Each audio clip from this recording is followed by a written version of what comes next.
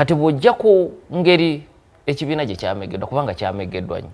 tekyakutte ekifo kyakusatu kisooka tekyakutte ekyakubiri tekyakutte ekyakusatu ekibiina ekiri mu buyinza bakisindise na mu kifo kyakuna kubanga kyafunye ebifo bina byokka mu paalamenti y'ababaka 61. Dr. Katononyo omusajja abadde mu buyinza myaka 58 ekibiina ekibadde mu buyinza myaka 58 omukulembeze wakyo abaddeko nga yakafuga kisanja kimu kyokka n'akomawo okusaba ekisanja ekyokubiri wandisubidde nti alina n'ettutumu oba oli awo n'obuganzi ne bamukuba n'atabeera na wakubiri kyabugazi kati n'ekya lead of opposition takiriimu tali close abafuga balala ne lead of opposition mulala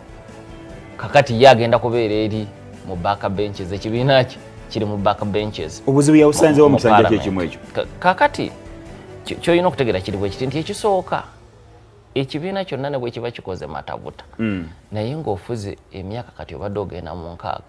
wabeerawo obukoowu bantu abamu nabagaa nti katugezeeko ku bintu ebirala era obukoowu tebutandikidde ku ye ne ku Serese Kama eyamukwasa bwaliwo in fact Ian Kama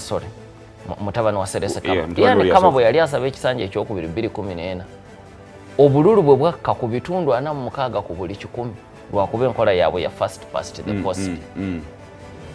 yawangula naye nga tawezeza na bitundu 5 ku buli 100 kati ono ye yalwana nako okuzza amaanyi g'ekibiina naweza ebitundu 5 ku buli 100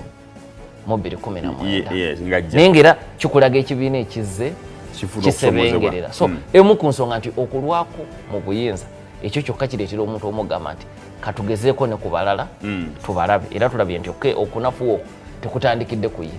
ne ku mukama we General Ian Kama obunafu obwo twabula ku kisanja ekyokubiri. Ekirala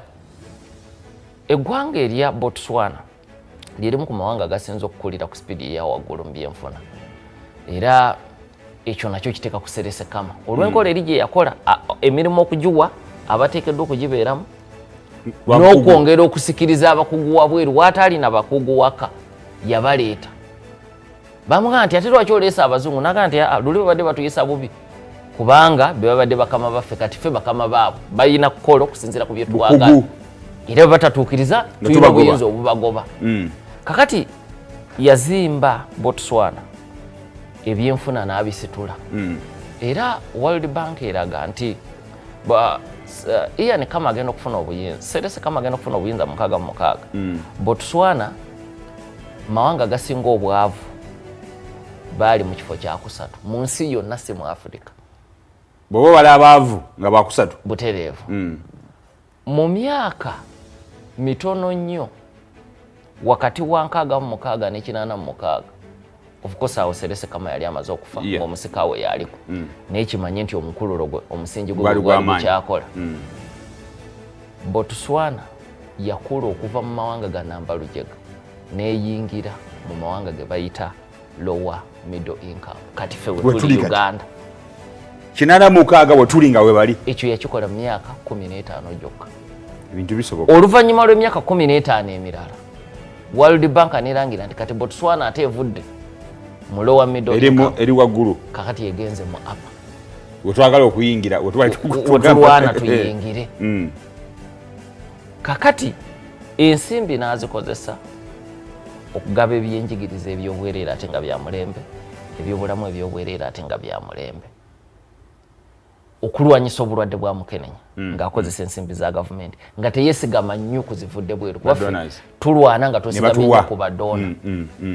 kati okusoomoozebwa okuzzeewo mu biseera ebizzeeko nti ebyenfuna bya Botswana ebintu byetunda ebweru 9 ku buli 100 ensimbi ezo ziva mu kyobugaga eky'omutaka ekyekikomo Diamond kati akatale ka Diamond bukadobonkana ku ddaala ly'ensi yonna Botswana nekosebwa mu kukosebwa ate ne balemwa okugaziya ebyenfuna awalawo bajja ssente kye bayita diversification kati nekikosa emirimu mu myaka gino egisembyeyo abatalina mirimu baweze newankubadde mu byenfuna bwegigeragezanya ku mawanga ga Africa ekyali kulevo ndala naye munda muyo baba batalina mirimu baba balumwa balina nga bawera ebyobulamu yadde byabwereere naye abantu ne batuuka mu malwaliro oluusi eddagala teririiwo. Kati ebyo nabyo bikoze kinene okukosa gavumenti y'ekibiina ekya Botswana Democratic Party nga soogedde na ku pulezidenti yekka eyamegeddwa. Wabula ekibiina kyonna okutwalizaamu kuba atulaba nkulazi nti obunafu tutandika okubulaba ku mulembe gwa General Ian Khama. Emyaka gye egyo 10 mutandikira okulaba okuserebwa okwaddala okw'ekibiina kino. Kakati ekirala ekyasinze okumukola obubi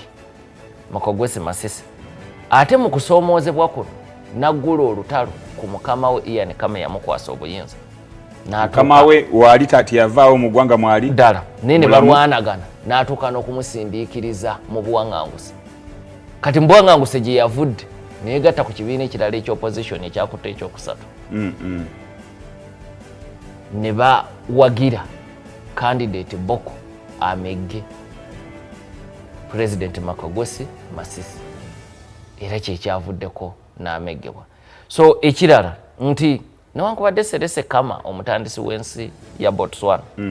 yalwanyisa nnyo obulyake bubadde bufuuse baana baliwo mu gavumenti ya Masisi era nga kiri mu lwatu nti ab'enjuye nga bakulemberwa Mwanyi babadde baagala buli tenda ya gavumenti ebeere yaabwe. Kakati abantu babeera mu buyinike naye nga balaba mmwe muri buli katona akaliwo mmwe mukatwala. Ekyo ekintu kinyiiza abantu. Enjawulo Nyerere gye yayina nti ye n'ab'omu nju ye tebeegaggawaza. Kati nga South Africa, Tanzania ne bwe yabonaabona olw'enkola ya Ujama gye yaleeta ng'abantu badda ku bbali nagana naye tumusonyiwe ndowooza teyagenderera kutwavuwaza kuba naye bwali yagenderera kukola bulungi ne bigaana bugaanyi naye buli lwe bigaana ng'ate gwe bakulaba akatono akaliwo okadiibuuda n'ab'omu nju yo n'abakulya mu ngalo. Ekyo kireetawo obuzibu. So kati bye bimu ku bikosezza ekibiina kya Botswana Democratic Party ne bireetera opposition okuwangula. Boko azze